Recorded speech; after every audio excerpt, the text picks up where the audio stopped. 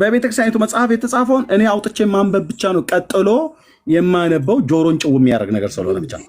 ከጎጃም ውስጥ የዳሞት ሰው ዳሞት ላይ ተወልዶ ያደገ እንደ እባብ እንደ ከርከሮ እንደ ጅብ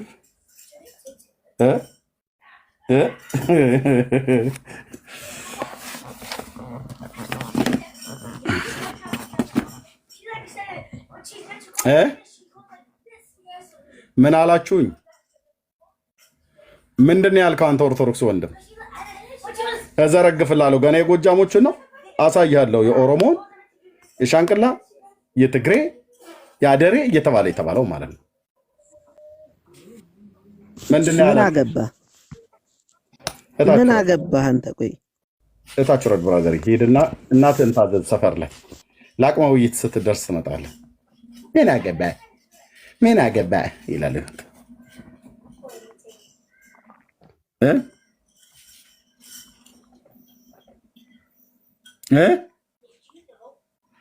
ምን አላችሁኝ? የዳሞት ሰዎች የላችሁም ወይ? አንድ የዳሞት ሰው ባለበት ነው የማነበው። የቆላ ደጋ ዳሞት እንደዚህ ማሳኒዝማ አናነብም። ሞጣ ቀራኒዮን ጥሩልኝ እስቲ ወይን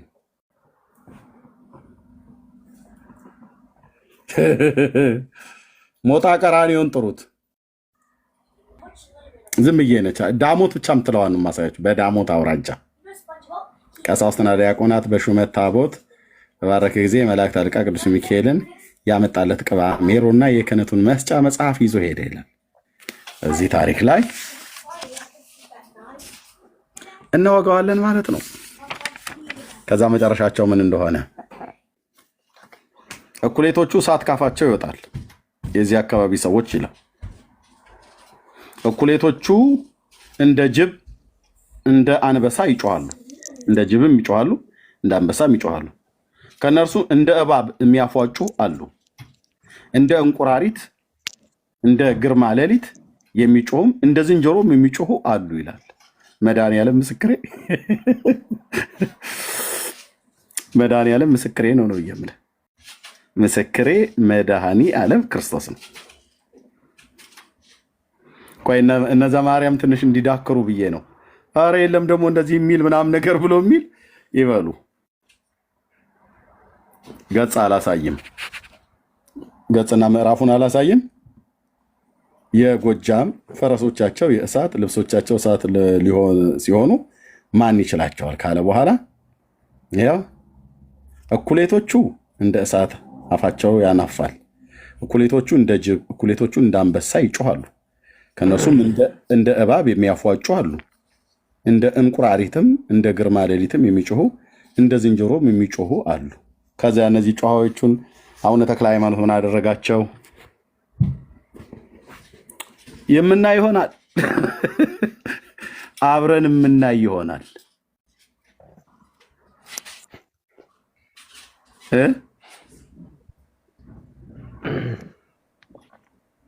ማነው ያለው? አልተዋጠልህም? ወገኖቼ የውላችሁ በመጽሐፍቶቻቸው ውስጥ የተጻፉትን ለእውነት የቆመ ትውልድ እኔ አሁን ኢትዮጵያ የብሔር ብሔረሰቦች ሀገር ናት። ይሄ የኢትዮጵያ ኦርቶዶክስ ይጠፋታል ብዬ እኔ አላቅም፣ እንደዚህም አላስብም።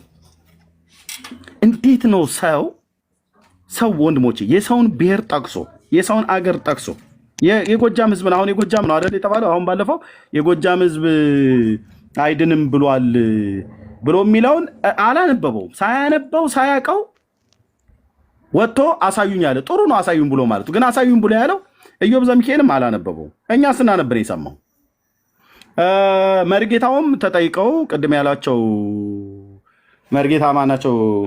በእደ ማርያም ነው ያልካቸው ማነው ስማቸው? ዳጊ እኔ እሳቸውን ጽሁፍ ሙሉ በሙሉ አላገኘሁትም። ኢዮብ ያነበበው መርጌታው ማን ነበሩ የጻፉት? ስራ ላይ ከነመሰለኝ ዳጊ ከቻልክ ስማቸው ንገረኝ። በእደ ማርያም ነው ማነው? በትረ ማርያም በትረ ማርያም። አዎ በትረ ማርያም። የኔታ በትረ ማርያምም አለቃ ማናቸው? የዲማ ጊዮርጊስ አይነ ስውሩ አለቃ እያሌውን የሊቃውንት ጉባኤ ዋና መሪ ነበሩ። በህይወት ዘመን በነበሩበት ዘመን ማለት የዲማ ጊዮርጊሱ የጎጃም እሳቸው ሲናገሩ ነው የሰማሁት ብሎ አለ። እውነት ነው። ብራና ላይ የተጻፈው ቅድም መርጌታም ነበር። ብራና ላይ የተጻፈው ለምሳሌ አሁን እዚህ ላይ የተጻፈውን ወንድሞች እናቶች ይኸውላችሁ፣ እዚህ ላይ የተጻፈው ይሄ መጽሐፍ ከመርጌታ ነው የሰማሁት።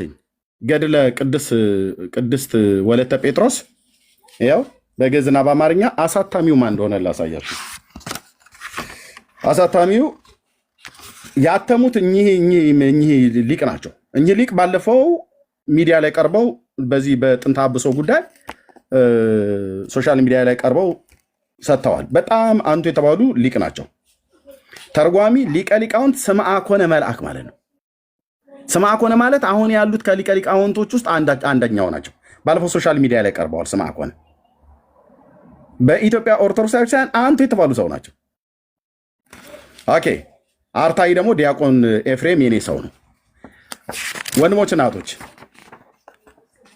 አሳታሚና አከፋፋይ ብራና መጽሐፍት ማተሚያ ነው። ይኸው ፎቶውን ሰዱት። በዚህ ክፍል ላይ ማህበረ ቅዱሳን አርሞታል፣ ማነው አውጥቶት አስቀርቶታል አለ ብራናው ላይ መርጌታ ሰረቀ ብርሃን ሲናገሩ። እንግዲህ መርጌታ ሰረቀ ብርሃን የቅኔ የቅዳሴ ያቋቋም የምናምን መምህር ናቸው። መምህር አንቱ የተባሉ ሊቅ ናቸው። ቤተክርስቲያን እዚህኛ ጋር የሚመጡት መርጌታ የሚባሉት ማለት ነው። አንድም ሰው አያውቃቸውን፣ ዝም ብሎ ይጮሃል ሰው ማለት ነው። እኔ ከ22 ዓመት ኦልሞስት ከ25 ዓመት በፊት ነው የማውቃቸው በአካል እያለሁ ኢትዮጵያ ማለት ነው። በዚህ መጽሐፍት ውስጥ የተጻፈ ነውር ብራናው ላይ ሄደው ጣና ቂርቆስ ገዳም ነው ያገኙት። ብራናው ላይ የተጻፈውን እዚህ ላይ ማህበረ ቅዱሳን ሲያወጣ አውጥቶታል አሉ። ለማንኛውም የኔታ ግዙና አምጡልኝ ብዬ አሁን አዳዲስ በቅርብ ከገዛችሁልኝ መጽሐፍቶች ውስጥ ናቸው እነዚህ ማለት ነው። እኚህና የአቡነ ተክለ ሃይማኖት እናትና አባት የጸጋ ዘአብና እግዚአብሔርያ የአቡነ ተክለ ሃይማኖት እናትና አባቱ ማለት ነው። አሳታሚው እቲሳ ደብረ ጽላልሽ አቡነ ተክለ ሃይማኖት አንድነት ገዳም ነው። እኔ በገዳሙ የታተመውን በቤተ ክርስቲያኒቱ የታተመውን ነው የማመጣው። ኦኬ። ስለዚህ አነባለሁ። አንብቤ ትውልዱ እውነትን ማወቅ አለበት። እኔ የሰውን ብሔር እንዲጠርቶ የጎጃም ሕዝብ እስከ ምጽአት እኔ አላልኩም። ባለፈውም ልደተ ቃል ሲዋሽብኝ የነበረው ገና ስገባ እንዳላወራ በጥብጦ ነገሩ መረበሽ ስለፈለገ ነው እንጂ አይደለም። ልደተ ቃል አይደለም። ዘማርያም ዘለቀ እያንዳንዱ ሊቃውንት ጥሩ በገድላትና በድርሳናት ጉዳይ እፊቴ ቆመው አይናገሩም። ለምን ጊዜ ወስጄ ለብዙ ዓመታት አንብቤያቸዋለሁ። የቱ ጋር ምን እንደሚል መዝጫ አሳያለሁ። እኔ ዝም ብሎ በጥላቻ አይደለም፣ በጥላቻ ዝም ብሎ አይደለም። እነዚህ አሁን አዳዲሶች ናቸው፣ ገና አላነበብኳቸውም። እነዚህ ሁለቱ ማለት ነው ገና አልነካዋቸውም። እውነቱን ለመናገር ግን ይነበባሉ። ኦኬ። የዳሞት ሰዎች ዳሞት ቆላ ደጋ ዳሞት ጎጃም ውስጥ ነው። ያው በዳሞት አውራጃ ብሎ ይላል። ምዕራፉን አልናገርም። እነዛ ማርያም ዘለቀ ይቧጭር ውስጥ ያንብቡ። እዛ የጎጃም ፈረሶቻቸው እሳት፣ ልብሶቻቸው እሳት ሲሆኑ ማን ይችለናል? በመብረቅ እንመሰላለን አሉ። ይህንም ሲናገሩ ምሽት በሆነ ጊዜ ሁለቱ ከአባታቸው ዋሻ ስር ተሰብስበው ክፉ ስራቸውን ጀመሩ ይላል። ያው ስሬት አስማተኞችና መተተኞች፣ ጠንቋዮች፣ ደጋሚዎች ናቸው ነው የሚባለው የጎጃም ሰዎች በገድለ ተክለ ሃይማኖትም በገድለ አቦዬም ላይ ማለት ነው። እኔ ደግሞ ምንድነው እያልኩ ያለሁት ጎጃምን አትንካ፣ ጎንደር ብላ አትንካ፣ ትግሬ ብላ አትንካ፣ ኦሮሞ ብላ አትንካ፣ በዘር አትንካ፣ አትንኩ ነው እያልናቸው ያሉት። ይህንን ሊቃውንቱ የተባሉት መሰረዝ አለባቸው፣ ማውጣት ነው ያለባቸው። ህዝብ ላይ እንደዚህ መናገር አግባብ አይደለም። ከዛስ ያው እኩሎቹ እንደ እሳት ካፋቸው ያናፋሉ አለ። የማሰዎች ያናፋሉ፣ እኩሎቹ እንደ ጅብ እንደ አንበሳ ይጮሃሉ፣ ከእነርሱም እንደ እባብ የሚያፏጩ አሉ፣ እንደ እንቁራሪትም እንደ ግርማ ሌሊትም የሚጮሁ እንደ ዝንጀሮም የሚጮሁ አሉ አለ። ከዛስ እነዚህ ሰዎች ምንድነው የሆነው ብላችሁ ብትሉ ወንድሞች እናቶች፣ አቡነ ተክለ ሃይማኖት ሲያማትብባቸው መሬት ተከፍታ ዋጠቻቸው ይላል። ህዝብን ጠርቶ እንደዚህ መናገር ተገቢ ነው እንዴ? አንተ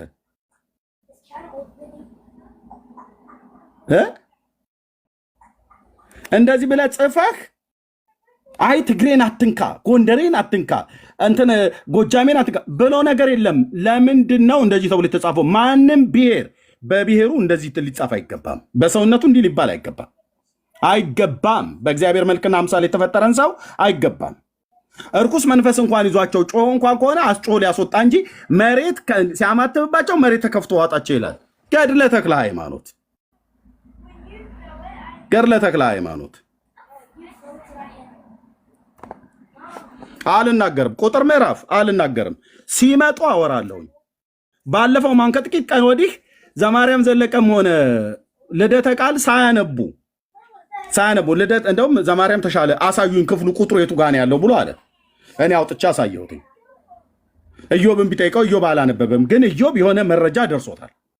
እኛም ስንናገር እዚህ በሌላ አካውንት ተደብቀው ስለሚሰሙ ጥሩ እኮ ነው መስማት፣ ግን ጠይቋቸው። ሊቃውንት ጉባኤ ጋር አቅርቡ። ነውር ነው፣ የነውር ነውር ነው። ጎንደሬ ብለህ በጎንደሬነቱ ልትመታው አይገባም። ጎጃሜ ብለህ ወይ ደግሞ ሸዋ ብለህ ወይ ደግሞ ወሎዬ ብለህ ወይ ደግሞ ኦሮሞ ብለህ ወይ ደግሞ ትግራይ ብለህ በብሔሩ ልትመታው፣ በብሔሩ እንደዚህ ልትኮንነው አይገባም። ክርስቶስ የሞተለት ህዝብ ነው። የጎጃምን ሰዎች አልምርልህም ብሏል ብሎ የሚለውን የለም ብሎ አለ ዘማርያም ዘለቀ። ማለት የለም እንደዚህ አይልም አለ። ሳታይ ወንድሜ ሳታይ ቢያንስ ምን ያስቸኩላቸዋል? ሳታዩ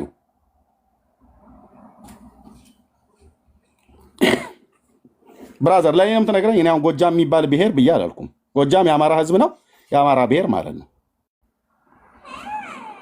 ቁጭ በልና አስተምርሃለሁ። እሺ ብራዘር፣ ብሔርም ከፈለክ ማለት ነው። ኦኬ። አሁን ምዕራፍና ቁጥር አልናገርም፣ ግን ገድለ ተክለ ሃይማኖት ላይ ገጽ እንዳታዩ ነው የምሸፍነው። ገጽ እንዳታዩ ሸፍኝ። ይኸው ገድለ ተክለ ሃይማኖት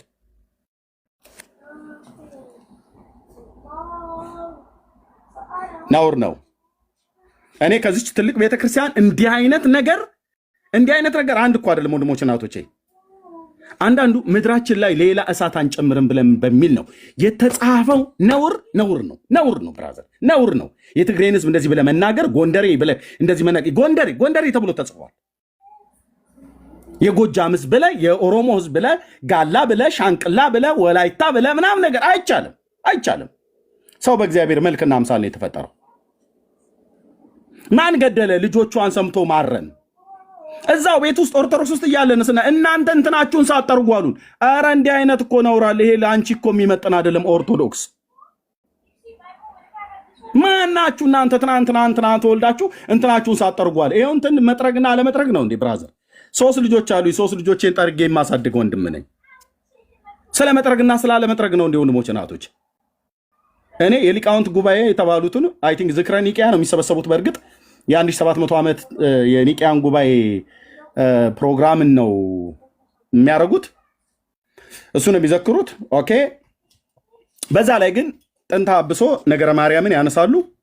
ገድላት፣ ድርሳናት እና ታምራት እነዚህ መጽሐፍቶች እንደሚነሱ 100% መረጃው አለኝ። ከቤተ ክህነትም ሰዎች ስላሉ 100% ይቀርባል፣ ወደ ጉባኤ ወደ ሊቃውንቱ ይቀርባል። ኦኬ። በባለፈው አባ ማነቸው ብፁዕ አቡነ አብርሃም አውጥተን ስናሳይ እኔንና ትዝታውን ዮናታንን ስንወረፍ የነበረበት ጉባኤ ማለት ነው፣ የጳጳሳቱ ጉባኤ ላይ ያኔ የሊቃውንት ጉባኤ ስራው ምንድን ነው? ሊያርመው ይገባል ብለው ተናገሩ። ጥሩ ነው። እና የዛሬ 3 ዓመት ላይ 2014 ይሄኛው አዲሱ ታምረ ማርያም ወጣ። ለ6ኛ ጊዜ ነው የታተመው። ይሄ ነው አሁን እንግዲህ የመጨረሻው አዲሱ የሚባለው ታምረ ማርያም ማለት ነው። የአማርኛው ጋር ያለውን ቀየሩትና በስሟ በደሟ የሚለውን ደሙ አሉትና ግዕዙ ላይ ግን ተዉት። ግዕዙ ላይ ደሟ ይላል፣ አማርኛው ላይ ደሙ ይላል። አሁን ይሄ ማረም ነው። እሺ በእንተ ኪዳነ ምሕረት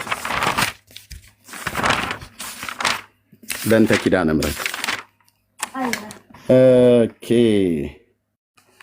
በእንተ ዘነሳ ኪዳነ ምሕረት ገጽ 180 ነበረ። ፈቃደኛ ነው ወይስ ትችላለህ? ትችላለህ። በጠይቃሁ አችን ላሳይና ትችላለህ። ገጽ 181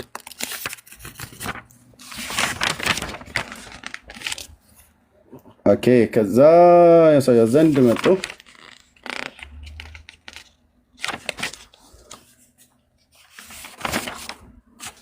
You like? Oh yes, okay. I'm inviting you to the party. ኦኬ ያው Huh? I'm inviting you to the party. Accept it. እዚህ ጋር ግማሹን ትተውታል፣ ግማሹን ዘለውታል። ስለዚህም ነገር ይላል። ስለዚህም ነገር የእመቤታችን የእናታችን የማርያም አገልጋዮች ለመሆን ፈጽመንሽ ቀደም ብዬ እነግራችኋለሁ ካለ በኋላ ይህችው እመቤታችን ናት ከንጉስ ከልጇ ጎን በፈሰሰ ደም አሉ። ከንጉስ ከልጇ ጎን በፈሰሰ ደም በዚህኛው ታምር ላይ በ1985 የታተመው ላይ ደሟ ነው የሚለው በዚህኛው ላይ ማለት ነው። በዚህ ደሟ ነው የሚለው እዚህኛው አሁን ደም ብሎ የሚለውን አሉ።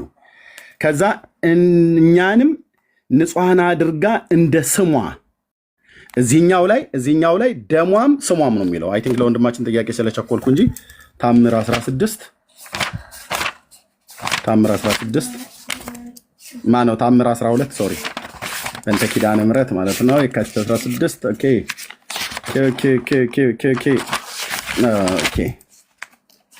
ይኸው ይታያችሁ። ይኸውም ይህችው እመቤታችን ናት ከንጉሥ ከልጇ ጎን በፈሰሰ ደሟ እኛን ንጹሐን አድርጋ እንደ ስሟ ትርጓሜ ወደ ልጇ ባሮች አንድነት መርታ በእውነት ታደርሰን ይላል። ይህንን አሁን አረምን ብለው ይህችውም እመቤታችን ናት ከንጉሥ ከልጇ ጎን በፈሰሰ ደም አሉ። ጥሩ ነው። አሁን ደሟ የሚለውን አወጡት ማለት ነው። የእሱ አደረጉ ባለቤትነቱን። ከዛ ግን እኛን ንጹሐን አድርጋ እንደ ስሟ አሉ። ኦኬ አሁን ግዕዙ ላይ የሚል ወይእቲ ማርያም በአማን በከመ ትርጓሜ ስማ ተማሃረን በስሟ እንደ ስሟ ተማረን። ኦኬ ሀበ ፍጻሜ አበዊነ አግብር ተወልዳ እንዘ ትረሴነ ንጹሐነ በደመ ብለው አሉት። በዚህኛው ላይ እንግዲህ ታምረ ማርያም ብዙ ስላለኝ ማለት ነው ወንድሞች እናቶች፣ ይሄም ትልቁ ነው፣ ይሄም ትልቁ ነው፣ ይሄም ትልቁ ነው፣ ይሄም ትልቁ ነው። ሊቀ ሊቃውንት ሰማዓ ናቸው ሲናገሩ፣ ሰማዓ ከሆነ ሲናገሩ 7 አይነት ታምረ ማርያም አለን አሉ። 7 አይነት ታምረ ማርያም ስለ ማርያም ለመጻፍ 7 የተለያየ እኮ ብሎ ቢሉ እኔም አሁን እዚህ ጋር ትልልቁ አለኝ። እንግዲህ ቤተክርስቲያኒቱ ትልልቅ የሚባለው አንቱ የሚባለው ነው ያመጣት። 4 አለኝ ማለት ነው እጄ ላይ እንኳን ትልልቁ። ኦኬ 7ቱም ታምረ ማርያም አንድ አይነት ነገር የማያወራ ከሆነ ልክ ሊቃውንቱ ዲያቆን ሕዝቅያስ ተጠይቆ 21 ሊቃውንት ስለ ነገረ ማርያም ጥንተ አብሶ ተጠይቆ 21 አይነት ነገር ነገሩኝ ብሎ እንዳለው ማለት ነውና እኔ የተለያየ ነገር ይነገር፣ ግን በተለይ ብሔር ተኮር ነገር የተጻፈውን ወንድሞች እናቶች ብዙዎች ሲሰድቡኝ፣ ብዙዎች ሲረግሙኝ፣ ብዙዎች ሲንጫጩ ነበር። ኦኬ አሁንም እነሱ ስለቀሰቀሱት ይላል አይልም ብሎ የሚለውን የለም ብሎ ዘማርያም ዘለቀ ስለዋሸ የለም ብሎ ድል በድል ስለዋሸ ነው። የጎጃም ሰዎች እንደዚህ ብሎ የሚል የለም አሉ። ስም ጠቅሶ ነው የጻፈው። የጎጃም ሰዎች አልምርልህም ነው ያለው። እስከ ምጽአት ድረስ እኔ አይደለሁም ያልኩት፣ እስከ ምጽአት ድረስ ማነው ጋዲሳ ነው ያለው። ከየት እንዳመጣ አለቅ። እኔ ግን መጽሐፉን ስላለ አንብቤላችኋለሁ ባለፈው ማለት ነው። መጽሐፉ እንደዚህ ካሜራ ከፍቼ ነው እኔ አሁን ለብቻ አይደለም ማለት በካሜራ ከፍቼ አብረን ነው የምናነበው። እና ህዝብን እንደዚህ ብሎ መጥራት እኔ አባቶች የሏትም ቤተክርስቲያን ብያለልም፣ ሊቃውንት የሏትም ብያለልም። ህሊና አለኝ። ቤተክርስቲያኒቱን በሚገባ አውቃታለሁ። የኢትዮጵያ ኦርቶዶክስ ቤተክርስቲያንን አንቱ የተባሉ በጣም የተመሰገኑ እግዚአብሔርን የሚፈሩ ህዝብም አለ፣ አገልጋዮችም አሏት። ዝም ብሎ የሚሯሯጠውን ሰው ብቻ አይደለም የምናየው። እና እንዴት የሁሉ ሊቃውንት አለበት በተባለ እንዲህ አይነት ነገሮችና ከዚህ የከፋ ከዚህ የባሰ የሰውን ሃይማኖት እያጠለሹ መጽሐፍ፣ የሰውን ግለሰብ ብሔርን ጠቅሶ እንደዚህ መጽሐፍ አግባብ አይደለም። የእውነት አግባብ አይደለም።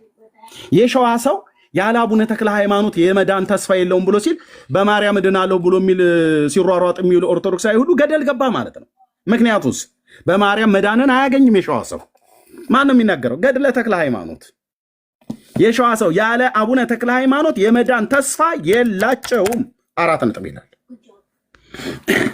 በአርሴማ ስድናለሁ ብሎ የሚለው፣ በእመቤቴ ስድናለሁ ብሎ የሚለው፣ በክርስቶስ ስድናለሁ ብሎ የሚለው ሌላ የመዳን ተስፋ የለውም ብሎ እኮ ዘግቶታል፣ አጥሮታል እኮ።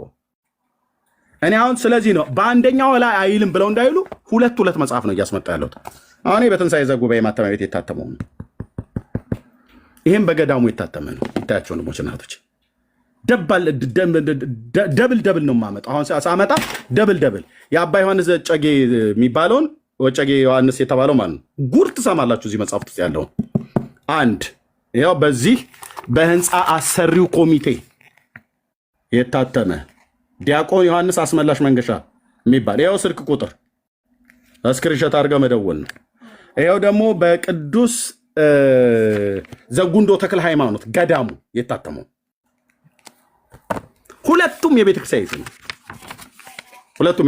ነው። ይኸው አድራሻ ስለ አንድ ጻድቅ ብለው ስላሉት ሰውዬ የሚናገሩት ወንድሞቼ እናቶቼ፣ ይሄ በፍልስጤም ነው የተወለደው ይልሃል፣ ይሄኛው በኢየሩሳሌም ነው የተወለደው ይልሃል። ሌላውን ታሪክ አልነካውም። ስጨርሰው ግማሽ ደረጃ ደርሻለሁ። በአንዴ ነው።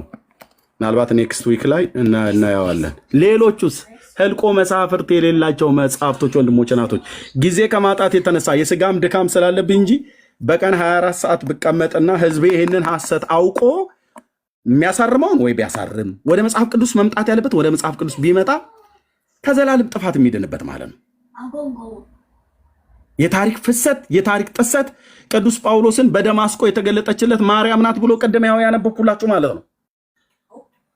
ኢዮብ ዘሚካኤል ይህንን ስንናገር ሰምቶ እኔ አልቀበለውም ማለት። እኛ ስናነበው ሲሰድቡን ነበረ፣ ግን ይስደቡን ችግር የለውም። ኦኬ። የጌታችን እናት ቅድስት ድንግል ማርያም ጳውሎስ በደማስቆ በተጠራ ሰዓት እሷ በህይወት ነበረች በምድር። ታሪኩ ግን የሚናገር ነው። ማርያም ሞታ ወደ ሰማይ ሄዳ በሰማይ ሳለች ነው ክርስቶስን አምጣልኝ ብላ ያለችው ይላል። አይገናኝም ታሪኩ። ልክ አክሊለ ያኔ የዮሐንስ አፈወርቅና የንስጥሮስን ታሪክ የነበሩበት ዘመን ይለያያል ብሎ እንዳለው ልክ እንደዛ ማለት ነው የሚለያየው። የታሪክም ተፋልሶ አለው። በደማስቆም ደግሞ የተገለጠለት ክርስቶስ ኢየሱስ እንጂ ማርያም አይደለችም። የጌታችን እናት በዚህ ትከብራለች? አትከብርም። እና እንዲህ አይነት ነገር በጥንቃቄ ጠይቋቸው አባቶቻችሁን ብላችሁ ምትሏቸው። የኔ ዓላማ የተጻፈውን ማንበብ ነው። ካሜራ እያሳየው አላየውን ምናምን ብሎ እንዳይል እኔ ጋር ገጽ ምዕራፍ ገጽ ቁጥር ግዕዝ አማርኛ እያነበበ ካሜራ ከፍቶ ብቻውን የማያነብ ኤርሚያስ አበበ ብቻ ነው። ከፍቼ ይኸው አንብቡ እያልኩ ማለት ነው። አብረን የምናነበው መጠየቅ እናንተ ነው። የአንተ ትርጓሜ አትበሉኝ። እኔ ምን ብዬ ነው ተረጉመው? ግዕዙን ወደ አማርኛ ተርጉመውታል። ይሄ ነው ብዬ የምላችሁ። ቴንኪው። እሺ ወንድማችን መጠየቅ ትችላለህ። ኦኬ፣ ልጠይቅህ የፈለግኩት ምንድን ነው፣ ለምሳሌ ቋንቋዎች፣ ቦታዎች ይቀያየራሉ ማለት ያው ትውልዱ ስፔሻሊ በተለይ ከ1960ዎቹ ወደዚህ ያለው ትውልድ ስለደነዘዘ እንደ ጠያቂ ትውልድ ስላልሆነ በአሁኑ ሰዓት ያለው ህፃናት ስለበለጡት ነው እንጂ አሜን አሜን ተብሎ መቀበል ያለበት ነገር አይደለም ሁሉንም። ምክንያቱም አሁን ለምሳሌ አንተ ዳሞት፣ ጎጃም ምናምን ላልከው አሁን ኢህአዲግ ከመግባቱ በፊት ቤንሻንጉል የሚባል ክልል እናቅ ነበር? ቤንሻንጉል የሚባል ብሔር እናቅ ነበር? አናቅም። አሁን ለምሳሌ አዲስ አበባ ውስጥ የሚጠሩ ቦታዎች ኮዬ፣ ፈጬ፣ ገለመሌ፣ ቱሉ ዲምቱ፣ ገለመሌ ይባል እናቅ ነበር? ቦታ አይደለም። ስለዚህ ከጊዜያቶች ጋር የሚቀያየሩ ቦታዎች፣ የሚቀያየሩ ስሞች፣ የሚቀያየሩ የብሔርም የምንም ስሞች አሉ። ስለዚህ የዛን ጊዜ የተጻፈ ነገር አሁን ልክ የአሁኑ የዛን ቤት ጊዜ ብሔር እንደዚህ ነው ብሎ ማለት ተገቢ አይደለም። የዛን ጊዜ የተጻፈው ራሱ ገድልና አንተን በትዕግስት እስካሁን ያዳመጥኩ ነው ምንድነው አንተን ኢንተራፕት ላለማድረግ። ምክንያቱም የዛን ጊዜ የተጻፈው ገድል ትርጓሜ ይኖረዋል። የገድሉ ባለቤቶች የቤተክርስቲያን ሊቃውንት አንተ እንደምተረጉመው ዓለማዊ ትርጉም አይደለም የሚተረጉሙት። እንዲህ የአራዳ ቋንቋ እንኳን እኛ እንኳን በተወለድንበት እንኳን ከተማ የአራዳ ቋንቋ እንኳን የዛሬ በ90 ዓመተ ምህረት የተነገረ የአራዳ ቋንቋ አሁን አይደለም።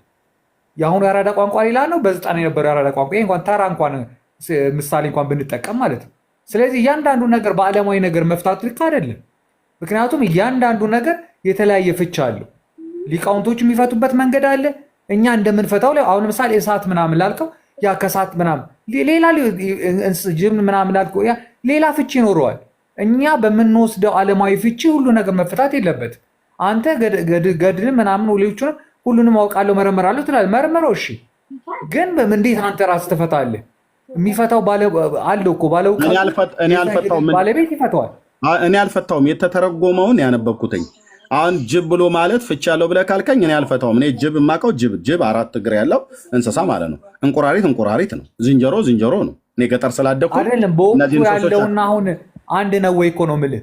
ኦኬ የቦታውን ብለህ ላልከው ኦኬ የጎጃም ህዝብ የጎጃም ማነው ዳሞት የሚባለው ቦታ አስቀድሞ ምን ይባል እንደነበረ አንተ የምታውቀው ከሆነ ትነግረኛለህ። ለምሳሌ ግን አሁን እንደ ምሳሌ አድርገህ ያነሳው ቤኒሻንጉል የሚባል አላውቅም ማለት አንተ አላወቅም ማለት ግን ወይ እኔ አላወቅኩም ማለት ግን ህዝቡና አገሩ በዛ ቦታ አይጠራም ማለት አይደለም። ይታወቃል።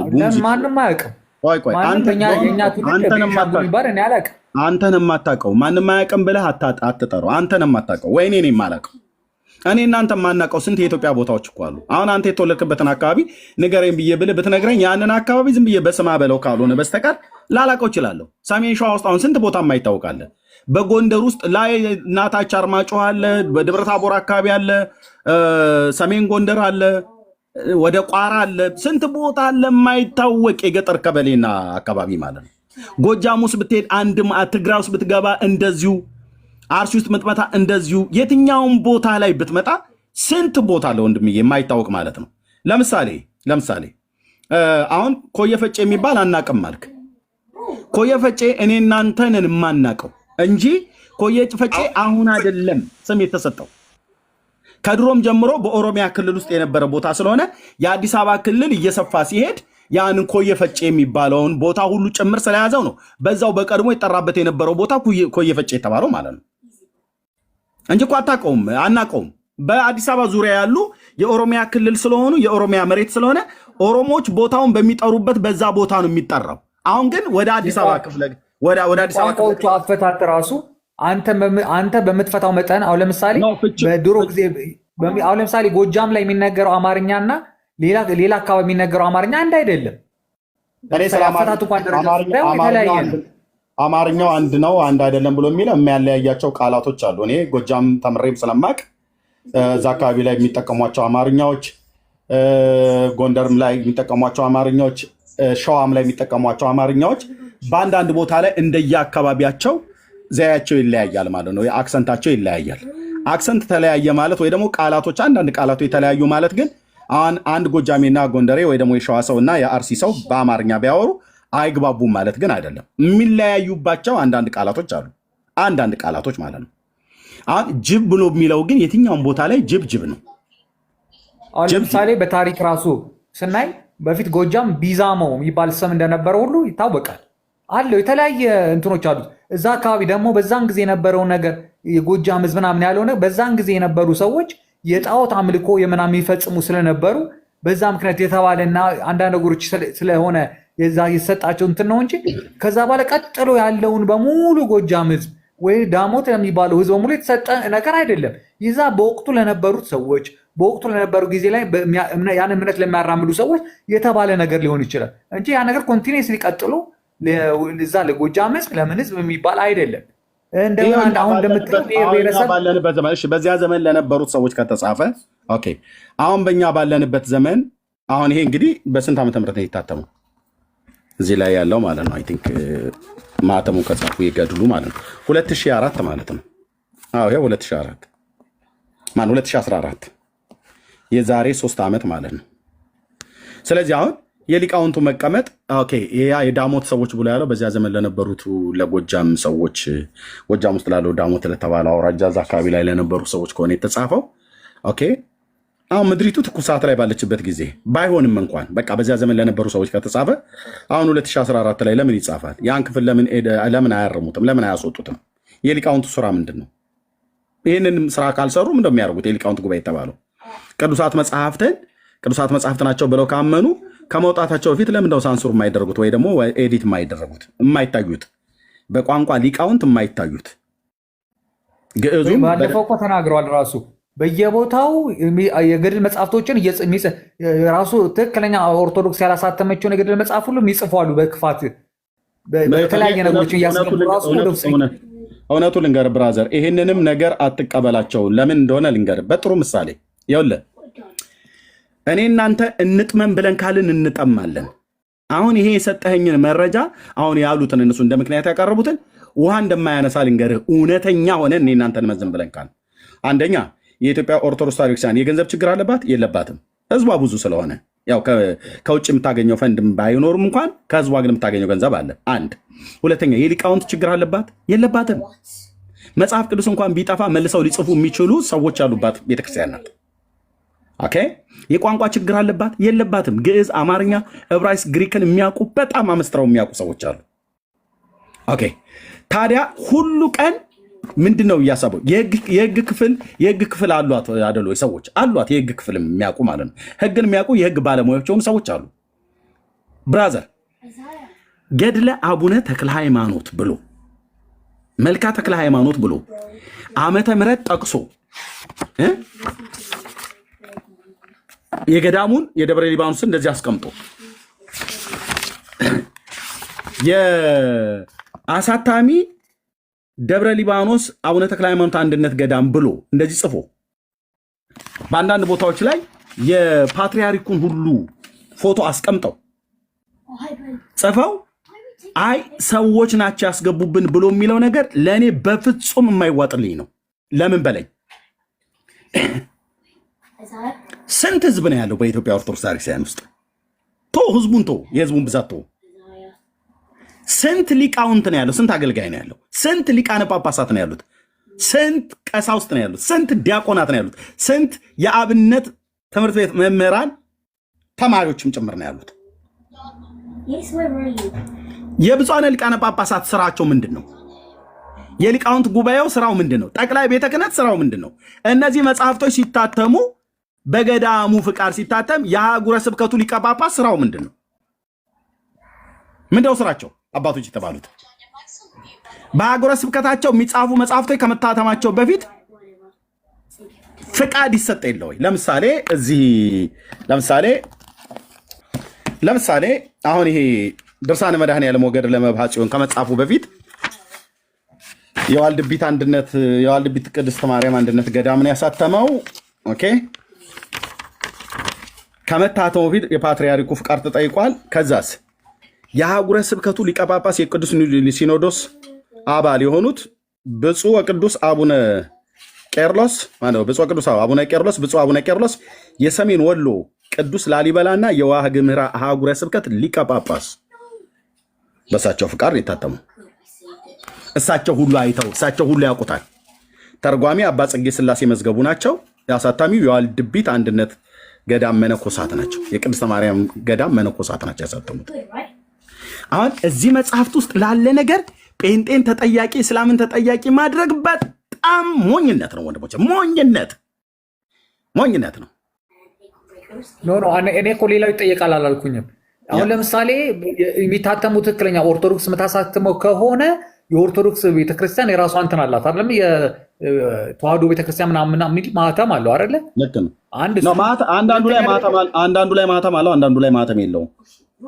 ሁለተኛ ደረጃ ደግሞ እሺ እሱን እንኳን እንተው፣ እሺ ማንም ይጻፈው ቢባል እንኳን በፍቺ ደረጃ ግን እኛ እንደምንፈታው ዓለማዊ ፍቺ አይፈታም። ብዙዎቹ ጊዜ አንተ በራስ ትፈታለህ አይደል? ለምን ትፈታለህ? እንደዛ ፈትቼም አላውቅም ብራዘር። ስታነባ ያለው እኮ ለምን ብሌም ታደርገኛለህ? እኔ በራሴ ፈትቼ አላውቅም። ምኑን እፈተዋለሁ? ኦልሬዲ በግዕዝና በአማርኛ ተጽፎ ፊት ለፊት እያነበብኩ ማለት ያለብህ አንተ ቀጥታ ነው እያነበብክ ያለው ለህዝብ እያስነበብክብን ያለው ብለህ ካልከኝ ኦኬ፣ እሱ እንደ ጥፋት ከሆነ ኖ ቀጥታ። አሁን ለምሳሌ ልንገርህ፣ ምንም እኮ ሚስጥር ነገር እኮ የለውም አነባበቡ ላይ። አንተ ቀጥታ እያነበብከው ነው እኮ ኦልሬዲ። ግን ቀጥታ የሚነበበው ንግግር ራሱ ገድል ምናምን የሚባለው ራሱ ሚስጥራት አለው። ዝም ብሎ ብቻ እንደወረደ ለምትፈታው ዓለማዊ ፍቺ ሊፈታ ይችላል። የአንድምታ ትርጓሜ የለውም ብራዘር። የአንድምታ ትርጓሜ ብለህ የምትል አይነት ከሆነ የአንድምታ ትርጓሜ የለውም። ገድላት አይተረጎሙም፣ ታምራት አይተረጎሙም። የአንድምታ ትርጓሜ ሚስጥር የሚባል ነገር የለውም። ሚስጥር ያለው ብለህ የምትለው ለምሳሌ በአብነት ትምህርት ቤት የሚተረጎሙ የትርጓሜ መጽሐፍት የሚያስፈልጋቸው ብሉይና አዲስ ኪዳን፣ እንደዚሁም ደግሞ መጽሐፈ ሊቃውንት ወይ ደግሞ መጽሐፈ መነኮሳት የሚባሉት የጉባኤ ትምህርት ቤት ወይ ደግሞ ጉባኤያት አራቱ ጉባኤያት ተብለው የሚባሉት ማለት ነው። በእነሱ ወይ ደግሞ አሁን የውዳሴ ማርያም የአንድምታ ትርጓሜ አለው። ውዳሴ ማርያም ቅዳሴ አንድምታ አለው። እንደዚህ አንድምታ ትርጓሜ ያላቸው አሉ። ከዛ ውጭ ገድልና ድርሳናት ግን የአንድምታ ትርጓሜ የለው። ምንም ከኔና ከአንተ የተለየ ሚስጥር ብለህ የምትለው የቃላት ካልሆነ በስተቀር አንብበህ የምትረዳው ነው። ታምር እኮ ነው ብሎ የሚለው ታምር ነው። ለምሳሌ አንድ ነገር ልንገርህ። አሁን ለምሳሌ አንተ ብዙ ገድላት ምናምን ስትል አይሃለሁ፣ ምናምን እንደዚህ ስትተች ምናምን አይሃለሁ። ለምሳሌ አሁን መተቸትህ ባልከፋ ኦኬ፣ ምንም ችግር የለውም። ኦርቶዶክስ ልታፍርበት የምትችለው ምንም ነገር የለም። ግን ለምሳሌ አንተ እንደዚህ አይነት ነገር ሙሉ ለሙሉ እነዚህ መጽሐፍቶች አሉ ይሄ ነው ስህተቱ ይሄ ነው የምትል ከሆነ የኦርቶዶክስ ብዙ የሚያውቁ ሊቃውንቶች አሉ አይደለ? እስቲ እናንተ እነሱ ቁጭ አድርገህ እስቲ ይሄ ነገር ይሄ ነው ይሄ ነገር ይሄ ነው፣ ልክ አሁን ለምሳሌ ለእኔ እንደምትለኝ ማለት ነው። አሁን እየነገርከኝ እንዳለው ይሄ ነገር ይሄ ነው እናንተ በዚህ ዓመተ ምህረት ይሄ ነገር ስታሳትሙ ይሄ ነገር ለምን አልወጣችሁትም ለምን የሚለውን ነገር ለምን አትነጋገርም? አሁን እዚህ ላይ የተሰበሰበው 800 ምናምን ምን ያውቃል? አንተ ብትነግረውን አሜን አሜን ብሎ ከመውጣት እኔን ጥሪ ካደረግኩኝ ስንት ዓመት አለፈ። ግን ማመቶ በዛውም እኮ ለመነጋገር ማመቶ ማን የመጣው እኔ ራሱ ቤታቸውን አንኳኩቼ ሲሄድ ማናቸውም አላናገርም ነው ያሉት። በዚህ ጉዳይ ላይ አኪለን ጠይቄዋለሁ፣ አላናገርም ነው ያለው። ገድላት እንደውም ኤርሚያስ ገድላት ድርሳናት ብሎ ሲል ስክሮል እያደረጋችሁ ለፉ ነው ብሎ የመከራቸው። ካህናቱ ኤርሚያስ ቤት እንዳትገቡ ብለው ነው ያወገዙት። ህዝቡ ማለት ነው ዞረው ብለው ማለት ነው። አቤት ወደ ገድሉ ንድ ሰላም ኤርሚ እንዴት ነህ? ደብተራው እንዴት ነህ? ሰላም በድምፅ አወቅኩ አይደል? ወይስ ስማርት እኮ ነህ። አንተ ራሱ ደብተራው ራሱ ምስክር ነህ። ስንት ጊዜ ነው እውነት ለመናገር እኔ እኛ ማናቸው ከመዝሙረ ያሬድ ጋር ራሱ የተዋወቁት ኦርቶዶክስ ነው። ደብተራው ማለት ኦርቶዶክስ ነው። አዎ በጣም እስኪ ወደ ገድሉ በቃ እሱ ጋር ተነጋገር። ምክንያቱም እኔ ምንም ነገር ደብተራው እንግዲህ ብዙ ነገር ሊያውቅ ይችላል። እንኳን የከተማ ልጅ ምንም የማውቀው ነገር የለም። አድቫይስ ለማድረግ ያክል ነው የገባሁት። ደብተራው እንግዲህ አንተ ያው ህይወት ያሳለፍከው ነው ከነስሙ ያስታውቃል። እዛው ተነጋገር እንግዲህ አንተ ወደ ገድሉ እንሂድ። የትኛውን ገጽ ላይ ነህ አንተ? እኔ አግኝቼዋለሁ። አንተ የምትለውን አይ ቲንክ የትኛውን 50 ላይ ያለው ነው። ምን ይላል ይሄ? የጅቦች እና እሱን አይደል ጥያቄህ? ምንድን ነው አዛ ላይ ያንተ ሀሳብ ምንድን ነው? ምን የሚለው ብለህ ተረዳው?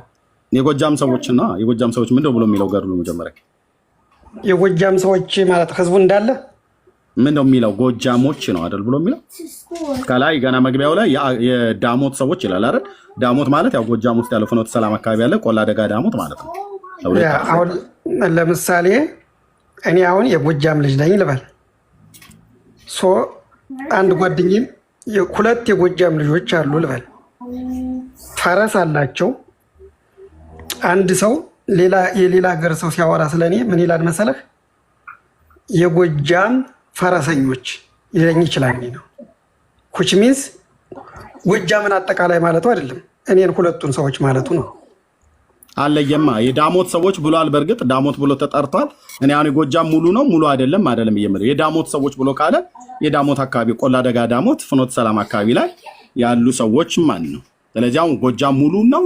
ባህር ዳር ይነካል፣ ፍኖተ ሰላምን ምንድነው ደብረ ወርቅን ይነካል፣ ወይ ደጀን ሉማሜ ማርቆስ አካባቢ ወይ ወደዚህ ወደ ቢቸና ምናምን አካባቢ ያለውን ይነካል አይነካም ምናምን ነገር ብዬ አይደለም። ጎጃም ሰፊ ስለሆነ ማለት ነው ስለማውቀው በቆሎ ትምህርት ቤት ስለነበርኩ ደብረ ኤልያስ አካባቢ ያሉትን ይነካል አይነካቸውም፣ ወደ አማኑኤል ወደ ሉማሜ አካባቢ ያሉትን ይነካል አይነካም፣ ወደ ደንበጫ አካባቢ ብዬ አይደለም። በቃ ቆላ ደጋ ዳሞት የዳሞት ሰዎች ብሏል።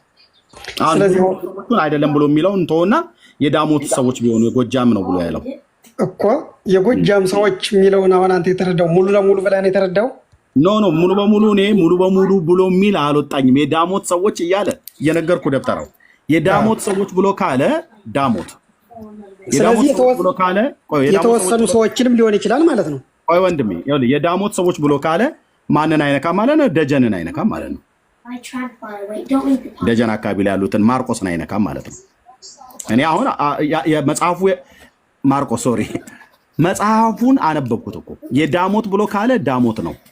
ከጎጃም ክፍለ ሀገር ውስጥ አንዱ ቦታ ነው ማለት ነው። እሺ በሱ ምን ቀበሌም ብታደርገው ይሆን እኮ ግን አሁን አሁን ላይ አሁን የጎጃም ይላል ደጋዳሞት ኖ የጎጃም ይላል። ደጋዳሞት የሚለው ወደ ኋላ የጀመረው አካባቢ ነው እሱ።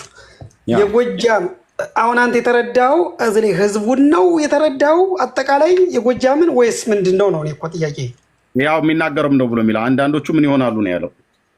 እንደ ጅብ ይጮሃሉ አለ አይደል? አንዳንዶቹ ደግሞ እንደ አንበሳ ይጮሃሉ አለ።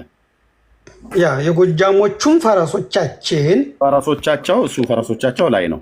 እታች ግን ወርዶ ብሎ የሚለው አንበው ከሱ ጋር ጀምሮ ፈረሶቻቸው እና አንበው ከላይ እስኪ እያሳየን አንበው ጎይድ አይ ራስ አንበው የጎጃሞቹ ማርያም ልነግራቸው ስላልፈለኩ ነው። እሺ ኖ እኔ አግኝቼዋለሁ እኮ ምን በቃ ያ ስላገኘው ጥሩ እነሱም ፈልገው እንደዚህ ያገኙት አይልም። እግረ መንገድ ገድሉን ያንብቡት። ኦኬ ጎ ሄድ። የጎጃሞቹም ፈረሶቻችን ልብ አድርጉ፣ ፈረሶቻችን ይላል እሳት ልብሶቻችን። የጎጃሞቹም ፈረሶቻችን እሳት ልብሶቻችን እሳት ቢሆኑ ማን ይችለናል? በመብረቅም እንመስላለን። ይቅርታ አሉ። ይህንንም ሲናገሩ ምሽት በሆነ ጊዜ ሁሉም ከአባታችን ዋሻ ስር ተሰብስበው ከአባታችን ዋሻ ስር የሚለውንም ያዙ፣ ልብ አድርጉ። ያዙ ላይ የምነግራችሁ ስላለ ማለት ነው። ዋሻ ስር ተሰብስበው ክፉ ስራቸውን ጀመሩ። እኩሌቶቹ እሳት ካፋቸው ያናፋሉ፣ እኩሌቶቹም እንደ ጅብ እንደ አንበሳ ይጮሃሉ። ከእነሱም እንደ እባብ የሚያፏጩ አሉ፣ እንደ እንቁራሪት እንደ ግርማ ሌሊት የሚጮሁ እንደ ዝንጀሮም የሚጮሁ አሉ ይላል። አሁን እዚህ ጋር የተረዳው የጎጃምን ህዝብ ነው። ምንድነው ብሎ የሚለው? ታዲያ የጎጃም ፈረሶቻችን ከአንተ የምፈልገው አዎን ወይም አይደለም ነው እንዴ? ምኑ ነው አዎ አይደለም? ይሄው እያሳየው በዳሞት አውራጃ ብሎ እያለ አንተ ይናነያ ቁጥር 2 ላይ ሄድና ያ ዳሞት የት ነው? ቀበሌ 01 ድንበር ነው እሱ። ዳሞት የት ነው? እኔ ስለ ቀበሌ አይደለም። ዳሞት የት ነው? የዳሞት አውራጃ የት አካባቢ ነው? ዳሞት አሁንም እኮ ደጋዳሞት ይባል እኮ ደጋዳሞት። ስለዚህ ደጋዳሞት የሚኖሩት ጎጃሚዎች ናቸው አይደሉ? ናቸው እንጂ አለቀ። ስለዚህ ጎጃሞች ናቸው ጎጃሞች ናቸው አይደሉም ብላ አትበለኛ። የዳሞት ሰው የጎጃም አጠቃላይ ህዝብን ነው ወይ ነው እኔ ነገርኩህ ቅድም። ይኸው እየጻፉ እየነገርኩህ ደብተራው ምንድን ነው የፈለግከው? የጎጃም ሙሉማ አላለም። ደጀን አለ፣ ማርቆስ አለ፣ ሉማሜ አለ፣ ፍኖተ ሰላም አለ ብዬ አድምጠኝ። ቀደም ነገርኩህ እኮ ደግመህ እንዳትጠይቀኝ። አሁን ለሁለተኛ ጊዜ እንመልስልህ። ጎጃምን በሙሉ አይደለም ብሎ ያለው የዳሞት ብሎ ዳሞት አውራጃ ብሎ አለ። በጎጃም ውስጥ ግን ደጀን አለ፣ ማርቆስ አለ፣ ፍኖተ ሰላም አለ፣ ሉማሜ አለ፣ ደንበጫ አለ፣ ኤልያስ አለ፣ ደብረ ወርቅ አለ። በጣም ብዙ አሉ። ኦኬ ዳንግል አለ፣ ኮሶበር አለ፣ እኔ እንኳን ማውቀው ባህር ዳር አለ፣ ቀራኒዮ አለ። በጣም ብዙ ቦታዎች አሉ። ስለዚህ ጎጃም ሙሉን አለ ብለህ እንደተናገርኩ አታስመሰል። አላልኩም። ይኸው እያሳየው ዳሞት ነው ብሎ የሚለው የዳሞት ሲነሳ ታሪኩ ላይ በዳሞት አውራጃ ነው ብሎ የሚለው የዳሞት አውራጃ የጎጃም ህዝብ ነው። እሺ እስኪ የዳሞት አውራጃ የሚለውን አንብቡ። ራስ አንብበው። መጽሐፉን ይዘህ የለ እንዴ? እኔ ለምን እንደማነበልህ። እሺ ከመጀመሪያው ጀምሬ እነዚህ እነማን ናቸው ግን እንደዚህ የሚጮሁት? እንደ እሳት ካፋቸው የሚያናፉት፣ እንደ አንበሳና እንደ ጅብ የሚጮሁት፣ እንደ እባብብ የሚያፏጩ እነዚህ የተወሰኑ ክፉ ስራ የሚሰሩ ሰዎች ናቸው። ምንም መጨረሻቸው ምንድን ነው የሆነው? እነዚህ ሰዎች ክፉ ስራ የሚሰሩ መሬት ዋጠቻቸው እኮ ተከፍታ። ማን ነው መሬት እንዲዋጣ ያደረጋቸው? ወደ እግዚአብሔር ጸለዩ። አባታችን ማን የጸለየው? ነገራቸው እኮ አባታችን በዚህ እመኑ፣ በእግዚአብሔር እመኑ አላቸው። ክፉ ስራ ሊሰራ መሬት ይላል መጽሐፍ። መሬት ተከፍታ ብትውጠው ይሻላል ምናምን የሚል እኮ አለ መጽሐፍ ቅዱስ ላይ። ማን ነው መሬት ተከፍታ እንዲውጣቸው ያደረገው? ማን ነው? የእግዚአብሔር ነው። ማን ነው እንደዛ ያደረገው? ሰውዬ ግለሰብ። እግዚአብሔር ነው ኃይል ያለው። እሱን ማድረግ የሚችለው እግዚአብሔር ነው። አማኝ አንተ አማኝ ለምን አባታችን ብለህ ያልከው ለምንድነው ለመጥራት ያልፈለገው? ማን ነው የዳሞትን ሰዎች እንደዚህ የሚጮሁትን ሰዎች እንግዲህ እርኩስ መንፈስ ቢኖርባቸው ነው አይደል ገስጾ ከማስወጣት ይልቅ ያማተበው ማን ነው? መሬቱ ላይ ማን ነበር ያማተበው? እንግዲህ የማይወጣ አንተ ልደብቀው ከፈለክ እኔ ፍርጥ ላድርገው። ቆይ ልደብቀው አይደለም። ቆይ ደብተራው ቆይ ቁጥር 20 በከንቱም ሲተራመሱ ቆይ ከዚህ ከበኋላ ማለት ነው። ቁጥር 19 ብፁዕ አባታችሁም ይህን ያስፈራችኋል ብሎ አላቸው። እንደው ምን አሉ እዚህ ቁጥር 18 ላይ ብፁዕ አባታችሁም ደቀ መዛሙርቱ አይተው ይህ ምንድን ነው አሉት። ክቡር አባታችሁም ተክለ ሃይማኖት ለመነኮሳቱ ልጆች በእኛ ላይ ተንኮል ይሰሩ ዘንድ ክፉ ሰሪዎች ሁሉ ተማከሩብን አለ። አባታችሁም እነሆ ሊበሉን መጡ፣ ወዴት እንሽሽ አሉት። ሊበሉን መጡ ብሎ ያሉት የማን ነው? የዳሞትን ሰዎች ማለት ነው። ሊበሉን መጡ፣ ወዴት እንሽሽ። እነዛ የተወሰኑ ሰዎች ናቸው። የዳሞት ሰዎች ዳሞት ነው ብሎ ያለው እኔ ብራዘር ለምናገረው ነገር መጽሐፍ ካሜራ እያሳየው ነው። አንተ መጽሐፉ አለ፣ እኔ መጽሐፉ አለ። እኔ እናንተ የዳሞት ሰው ብንሆን ዳሞቶች አንባልም? ወንድሜ እኔ አሁን እንባላለን አንባልም ብዬ አይደለም ብዬ ቁጥር እኮ እዚህ ላይ የሚገልጽ ነገር የለም። ሊበሉን መጡ የተባሉቱ የዳሞት ሰዎች ናቸው። ዳሞት ደግሞ ጎጃም ነው፣ ደጋ ዳሞት ማለት ነው። ኦኬ ሊበሉን ማለት ስጋችን ሊበሉን ማለት አይደለም ሲጀመር። ታዲያ ሊበሉን ማለት ምን ማለት ነው ታዲያ? ሊበሉን መጡ ምክንያቱም እንደዚህ እንደ አንበሳ እየጮሁባቸው እንደ ዝንጀሮ፣ እንደ እንቆራሪት፣ እንደ ጅብ እየጮሁ እሱ ዘዬ አነጋገር ዘዬ አለ። እሱን የእናንተ ትርጓሜ ነው። እሱ ያንተ ትርጓሜ ነው። ደብተራ ትርጓሜ ሳይሆን እሱ ያለ ነው። የእሱ አንተ ትርጓሜ ነው። ኦኬ ከዛ ምን አሉ? ብፁዕ አባታችሁም ምን ያስፈራችኋል? ነገር ግን በእግዚአብሔር እመኑ ከፍርሃት እንድትድኑ አላቸው። እግዚአብሔርም ተማመኑ አለ። እነዚህ ክፉዎች ከዋሻ አጠገብ ተሰብስበው ድንጋይ ሊገለብጡ ወደዱ። አባታችሁም የመንፈስ ቅዱስ መሳሪያ ተሸልሞ እነርሱ ወዳሉበት መጣ ይላል። ተክለ ሃይማኖት ማለት ነው። ወጣ፣ እነሱ ወዳሉበት ወጣ። ከዛስ በከንቱ ሲተራመሱ አይቶ እርሱ በመካከላቸው ገብቶ ምድር እነዚህን አመፀኞች አፍሽን ከፍተሽ እንድትውጫቸው እኔ በስሙ በማስተምርበት በእግዚአብሔር ቃል አዝዤሻለሁ ብሎ ድምፁን አሰምቶ ተናገረ። ያን ጊዜ እነዚህ ስፍር ቁጥር የሌላቸው አመፀኞች ምድር አፏን ከፍታ ዋጠቻቸው ይላል። ኦኬ ማን ነው ምድር ከፍታ እንድትውጣቸው ይሄንን ቃል የተናገረው? ተክለ ሃይማኖት ነው አይደል? ያ ተክለ ሃይማኖት የጌታ አገልጋይ ሐዋርያ ነው አይደለም ብላችሁ የምትሉት? ብላችሁ የምትሉት ሳይሆን ነው። አይ ብላችሁ የምትሉት እኔ ያለው ምን ሐዋርያ ብዬ አልጠራውም። አሁን እናንተ ብላችሁ የምትሉት ነው። አንተማ በቅዱሳን ስለማታምን እንደ ኦርቶዶክስ እምነት ተከታይ ብራዘር እኔ ሐዋርያ ብዬ የምጠራቸው የበጉን ሐዋርያ ነው። ኦኬ ከዛ ደግሞ የቤተክርስቲያን ሐዋርያ ተብሎ ደግሞ የተጠሩ አሉ። አሁን ሐዋርያ የጌታ ሐዋርያ ከሆነ የጌታ ሐዋርያት እርኩስ መንፈስ ያለባቸውን ሰዎች በየሄዱበት ቦታ ሁሉ ጸልየው እርኩሱን መንፈስ ከሰውየው ላይ ወይ ከሴትየዋ ላይ አስወጥተው የክርስቶስን ወንጌል ሰብከው አጥምቀዋቸዋል እንጂ የትኛውን ቦታ ላይ ቅዱስ ጳውሎስ በሄደበት ቦታ ላይ ያልተቀበሉት ሰዎች ነበሩ። በአሕዛብም በአይሁድም መሬት ተከፍታ ተዋጣቸው ብሎ አዘዘ? አላዘዘም። እንደዚሁም ጌታችን መድኃኒታችን ኢየሱስ ክርስቶስ ወደዚህ ዓለም ሲመጣ በእስራኤል ሕዝብ መካከል ከእስራኤል ወገን ስለተወለደ እንደውም ወደ ቤተፋጌ ወደ ቢታንያ በመጣ ሰዓት ላይ ወደ ኢየሩሳሌም ሲቀርብ ያዕቆብና ዮሐንስ የዘብዴዎስ ልጆች የተባሉት ሐዋርያት እንደ ንጉሥ ስላልተቀበሉት ጌታን ምን አሉ? ኤልያስ በኤልያስ ዘመን እሳት ከሰማይ ወርዶ ትብላቸው ብለው እንዳለ እኛም እንደዚህ እንድንል ትወዳለህ ወይ ብለው ጌታችንን ጠየቁት። በሉቃስ ወንጌል መጽሐፍ ምዕራፍ 9 ላይ ማለት ነው። እሳት ወርዳ ከሰማይ ትብላቸው ብለን እንበል ወይ ብለው ሲሉት ጌታችንም ምን አላቸው? ምን አይነት መንፈስ ነው የሆነላችሁ? የሰው ልጅ የጠፋውን ሊያድን መጥቷል እንጂ የሰውን ነፍስ ሊያጠፋ አልመጣም ብሎ ገሰጻቸው ይላል። ያዕቆብና ዮሐንስን የዘብዴዎስ ልጆች ሐዋርያቱም ማለት ነው። ኢየሱስን ስላልተቀበሉት የእስራኤል ምድር ተከፍታ ዋጠቻቸው እንዴ? አልዋጠቻቸውም። ተዋጣቸውስ ብሎ አለ እንዴ? አላለም። የሚያደርጉትን አያውቁምና ይቅር በላቸው ነው ያለው። እስጢፋኖስስ አለ እንዴ? እንደዛ በድንጋይ አረር እየደበደቡት አላለም። ሰብኳቸዋል አይደል? ምዕራፍ 7ን ሙሉ በሙሉ ለአይሁድ ሕዝብ በዛው በኢየሩሳሌም ሰብኳቸዋል። ስብከቱን ተቀበሉ? አልተቀበሉም። ለስብከቱ ምላሽ ምንድን ነው የሰጡት? ቅርሳቸውን በማንቀጫቀጭ ድንጋይ አንስተው እንደ ጥቁር እባብ ነው ቀጥቅጠው የገደሉት ኢየሩሳሌም አደባባይ ላይ ወንጌላዊውን ማለት ሶሪ ዲያቆኑን ማለት ነው እስጢፋኖስን። አልተቀበሉትም። የቆሮንቶስ አማኞች አልተቀበሉትም። ቅዱስ ጳውሎስን ሐዋርያ አይደለህም ብለውታል፣ በመጽሐፍ ቅዱስ ላይ እንደተጻፈ ማለት ነው።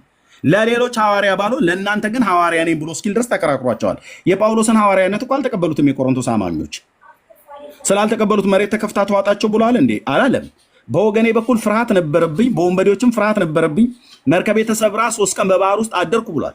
የተንከራተተ ለጌታ የተንከራተተ ሐዋርያ እሱን የሚያክል ማንም የለም። ከኢየሩሳሌም እስከ ኤልዋሪቆ ድረስ እስከ ደቡብ መቄዶንያ ግዛት ማለት የደቡብ አውሮፓ ግዛት ማነው ሰሜን መቄዶንያ ድረስ ኤልዋሪቆ እዛ ስላለ ሄዶ ሰብኳል። ያልተቀበሉትን ሰዎች እንደዚህ እንደ አቡነ ተክለ ሃይማኖት መሬት ተዋጣችሁ እያለ ረግሟል አላለም። በእግዚአብሔር ቃል ውስጥ አንድ ቦታ ብቻ ነው መሬት ተከፍታ ያወጣቻቸው። ዘውልቁ መጽሐፍ ምዕራፍ 16 እና 17 ላይ ዘውልቁ መጽሐፍ ምዕራፍ 16 እና 17 ላይ የቆሬ ልጆች እሱንም የአሮንን የእግዚአብሔር ሊቀ ክህነት ስለተቃወሙ ማለት ነው። በአዲስ ኪዳን ግን ስላልተቀበሏቸው ሐዋርያት ስላልተቀበሏቸው ሰዎችን አላጠፉም። ገድለ ጊዮርጊስ ላይ 50 ሺህ ሰዎችን በሰይፍ ገድሏል ይላል። ወንድሞቼ እናቶቼ ቅዱስ ልዑል እግዚአብሔር ምስክር ነው። ቆይ አድምጠኝ። ይሄን ሰው እመጣለሁ ብራዘር። 50 ሺህ ሰው የወንድሞቼ ቆይ አድምጠኝ እሰጥሃለሁ ብራዘር። 50 ሺህ ሰው ጊዮርጊስ ሰማዕት ሆኖ 50 ሺህ ሰዎችን ሲጀምር 70 ነገስታት አሉ። መጀመሪያ በመልኩ ላይ ሁሉ አለ 70 ነገስታት ደምስሶሙ ለአጽራሬ በጸሎት ከእሳት ከመደምሰስኮሙ ቅድመ ለሰብአ ነገስት ብሎ 70 ነገስታትን እንደደመሰሳቸው በጸሎቱ እሳት ይናገራል።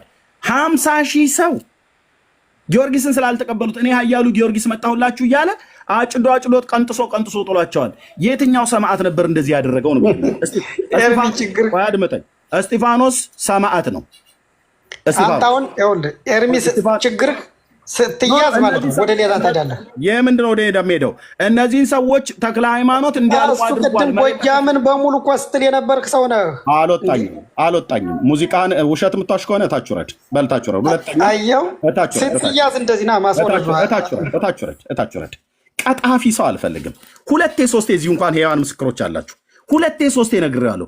ዳሞት የሚለውን እያሳየሁት እዚህ ጋር ወንድሞቼ ናቶቼ ዳሞት ማለት ጎጃም በሙሉ አይደለም። የጎጃም ህዝብ ዳሞት ተብሎ አይጠራም። ዳሞት በጎጃም ክፍለ ሀገር ውስጥ ያለ አንድ ቦታ ነው። ፍኖተ ሰላም አካባቢ ያለ ማለት ነው። ስትያዝ ይላል እንዴ ደግሞ እንዲህ አይነት ነው። ቀጣፊ ሰው በጣም ያስጠላኛል። አትዋሽ እባክህ። ተናገሩነቱን በየዚህ አውራጃ ይላል። በዳሞት ብሎ አውራጃ ይላል። በዳሞት አውራጃ እያልኩት ቁጥሩ አንብበው እያልኩት ብልሃል የጎጃም ህዝብ በሙሉ ብልሃል ይላል። ሄድና ከባልቴቶች ጋር ዛጩህ ብራዘር። እኔ ጋር በመረጃ የምታወራው ይህንን የጊዮርጊስን ያነሳሁት ለምንድን ነው? እዚህ አቡነ ተክለ ሃይማኖት መሬት ተከፍታ ተዋጣቸው ብሎ እነዚህን አመፀኞች መሬት ከፍታ ዋጠቻቸው ይላል። ህዝብ አልቋል ማለት ነው። ይሄ በአዲስ ኪዳን ጌታችን መድኃኒታችን ኢየሱስ ክርስቶስ እግዚአብሔር እንዲህ የሚያደርግ ተአምር ለአቡነ ተክለ ሃይማኖት ይሰጠዋል? አይሰጠውም። ለነ ጳውሎስም አልሰጣቸውም። የሰው ልጅ ያጠፋ ማን ነው? የሰው ልጅ የጠፉትን ሊያድን እንጂ ነፍስን ሊያጠፋ አልመጣም ብሏል ጌታ መድኃኔዓለም።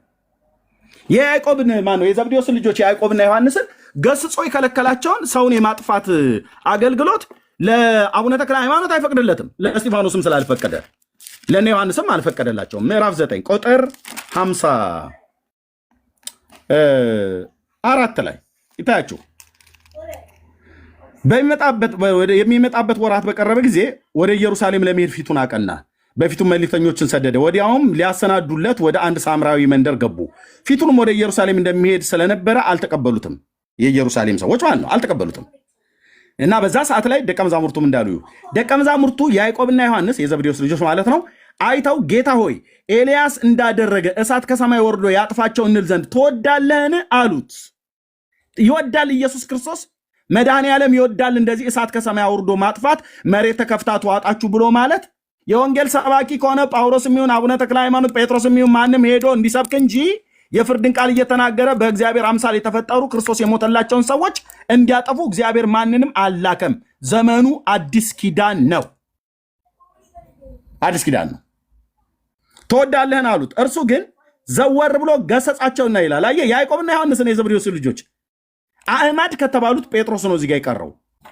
በብዛ በመገለጥ ተራራ ላይ ኤልያስና ሙሴ በታዩት ሰዓት ላይ አብረው የነበሩ ደቀ መዛሙርት አየህ፣ ከ12ቱ 3ቱ ማለት ነው። ከነሱ 2ቱ ወንድማማቾቹ እና ገሰጻቸውና ምን አይነት መንፈስ ነው እንደሆነላችሁ አታውቁም። የሰው ልጅ ክርስቶስ ማለት ነው የሰውን ነፍስ ሊያድን እንጂ ሊያጠፋ አልመጣም አለ። ወደ ሌላም መንገድ ሄደ ይላል። ታዲያ እሱ የሰውን ነፍስ ሊያጠፋ ካልመጣ ከፈለገ እሱ ራሱ ያጥፋ እንጂ መልእክተኛን እንዴት አጥፉ ብሎ ይልካል? እንዴት ጊዮርጊስ 70 ነገስታትን ብሎ ካበቃ በኋላ 50 ሺህ ሰው ምን ነው? ሰማዕታትን ላስቆጥርህ። ቆይ ሰማዕታትን ላስቆጥርህ። ያዕቆብ ሐዋርያው ያዕቆብ በሄሮድስ ሰይፍ አንገቱ ተበጥሶ ነው ኢየሩሳሌም አደባባይ ላይ የተገደለው። እዛው እያዩ ላይቭ እንደሚባለው እዛው ጋር አይሁዳውያንን ሰብስቦ ነው ያጨደው። ኦኬ አቦታውና ሪፖርት እያደረጉብኝ ነው ወገኖች ፕሊስ።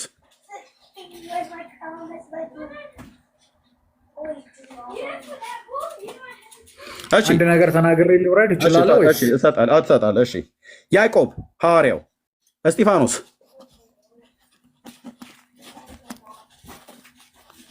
ዲያቆኑ፣ አንቲጳስ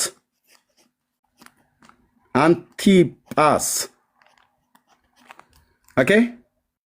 እነዚህ ቢያንስ በጥቂቱ ማለት ነው። በጥቂቱ ነው ያልኩ። ራሱ ጳውሎስንም ጀምሮ ነፍሱ በመስዋዕት እንደምትደረግ ነው ያልኩ። ሁሉም በሰማዕትነት ነው። እነ ጴጥሮስም በሙሉ ነው በክርስቶስ ተቃዋሚ ሰዎች የተገደሉት ማለት ነው። ያዕቆብ አንገቱን ሄሮድስ ቆርጦ ሲጥለው እንደ ጭዳ ዶሮ ኢየሩሳሌም ላይ ጴጥሮስንም ጨምሮ ሊገለው ነበር ይላል።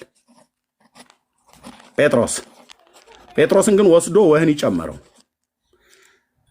ያዕቆብን አንገቱን ቆርጦ አይሁዳውያንን ደስ ስላሰኛቸው በማግስቱ ጴጥሮስን አውጥቶ ሊገድለው ብሎ ሌሊቱን ግን በወህኒ ጨመረው።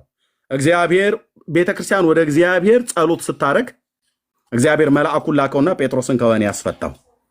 ያዕቆብ አንገቱ ተቆርጧል፣ ሰማዕት ነው የሆነው። እስጢፋኖስ በድንጋይ ተቀጥቅጦ ተገድሏል፣ ሰማዕት ነው የሆነው። አንቲጳስ ሰማዕት ነው የሆነው በራእይ መጽሐፍ ምዕራፍ 1 ላይ በጴርጋሞን ባለች ቤተክርስቲያን። ኦኬ። በእነሱ እጅ ግን ማንንም አላጠፉም። እነሱ በሰው እጅ ጠፉ እንጂ እነሱ ግን በማንንም አላጠፉም። ጊዮርጊስ 50,000 ሰው ገደለ ይላል። መርቆሪዎስ የሚባለው ሰማዕት አሳያቸዋለሁ ከነ ፎቶ ጭምር። ፊቂጦር እንደዚሁም ፋሲለደስ በእጃቸው ስንቱን ሰው ነው ጨፍጭፎ የገደሉት ወንድሞች እናቶች። ይሄ ሰማዕትነት ነው ወይ? ሰማዕትነት ለክርስቶስ ነፍሳቸውን እስከ መስጠት ድረስ መሞት ነው። ከዛስ ወንጌልን ይሰብካሉ፣ የተቀበሏቸውን ይቀበላሉ። ካልተቀበሉስ ግን የእግራችሁን ትቢያ አራግፋችሁ ከዛ ከተማ ውጡ ነው ያለው ጌታ እንጂ ግደል አላለም። መሬት አማትበህ እንትን በለው መሬት ከፈቻ አፍሽን ምናምን ነገር ብለህ ዋጣቸው ብሎ አላለም። ፍርድ የእግዚአብሔር ነው። እኔ እግዚአብሔር ነኝ፣ በቀልን እኔ እመልሳለሁ ብሏል። የፍርድ አምላክ እግዚአብሔር ፍርድን ይመልሳል። ካልተቀበሏችሁ ወደምትገቡበት ከተማና ቤት ሰላም ለዚህ ቤት ብላችሁ ሰበኩ። ካልተቀበሏችሁ የእግራችሁን ትቢያ አራግፋችሁ ከዛ ከተማ ውጡ። በፍርድ ቀን ለሰዶምና ለገሞራ ለዛች ከተማ ይቀላታል ብሏል።